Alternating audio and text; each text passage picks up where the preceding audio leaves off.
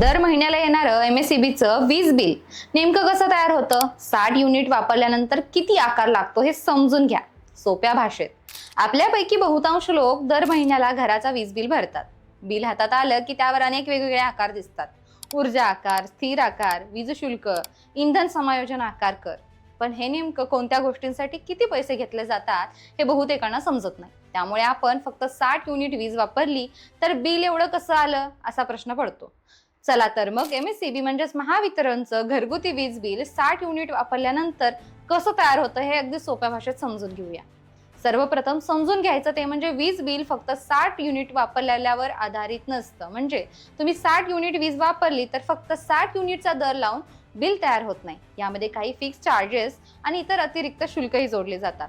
महावितरणच्या घरगुती ग्राहकांसाठी 0 ते 100 युनिट पर्यंतचा दर साधारण प्रति युनिट 4 रुपये 71 पैसे असतो. म्हणजे जर तुम्ही 60 युनिट वीज वापरली तर ऊर्जा आकार होतो 60 गुणिले 4.71 बरोबर 282.60 रुपये इतका. म्हणजेच फक्त वीज वापराचा खर्च सुमारे 283 रुपये होतो. पण इथेच बिल संपत नाही. यानंतर येतो स्थिर आकार म्हणजेच फिक्स चार्जेस. हा तुमच्या कनेक्शनसाठी दर महिन्याला आकारला जातो. एक सिंगल फेज घरगुती कनेक्शनसाठी हा आकार साधारण 128 रुपये असतो. म्हणजे आता बिल झालं 283 अधिक 128 बरोबर 411 रुपये. यानंतर येतो व्हीलिंग चार्ज म्हणजेच वीज तुमच्या घरापर्यंत पोहोचवण्यासाठीचा नेटवर्क खर्च.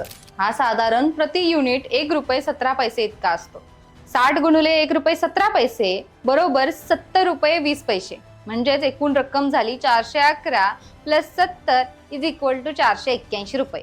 यानंतर येतो फ्युएल ऍडजस्टमेंट चार्जेस म्हणजेच इंधन दरातील बदलानुसार आकारला जाणारा अतिरिक्त खर्च. हा दर बदलत असतो पण साधारण 0.40 पैसे ते 0.50 रुपये इतका युनिट धरला तर 60 गुणिले 0.50 इज इक्वल टू 30 रुपये. आता रक्कम झाली 481 अधिक 30 बरोबर 511 रुपये. यानंतर बिलावर वीज शुल्क आणि कर आकारले जातात. साधारण 5 ते 10% कर लागू शकतो.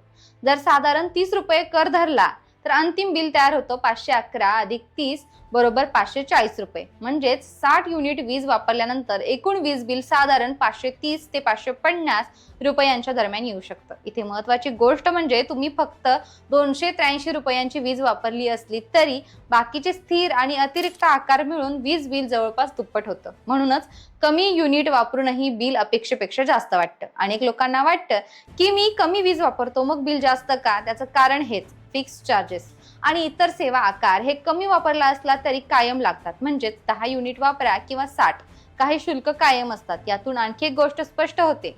कमी वीज वापरल्याने ऊर्जा आकार कमी होतो पण स्थिर आकार कायम राहतो. त्यामुळे बिल पूर्णपणे कमी होत नाही. म्हणूनच घरात वीज बचत करणं महत्वाचं असलं तरी बिलातील स्थिर शुल्क समजून घेणं तितकंच गरजेचं आहे. म्हणजे पुढच्या वेळी बिल हातात आलं तर त्यातला प्रत्येक आकार ओळखता येईल. तुम्ही किती वीज वापरली आणि बिल का वाढलं हे स्पष्टपणे समजेल.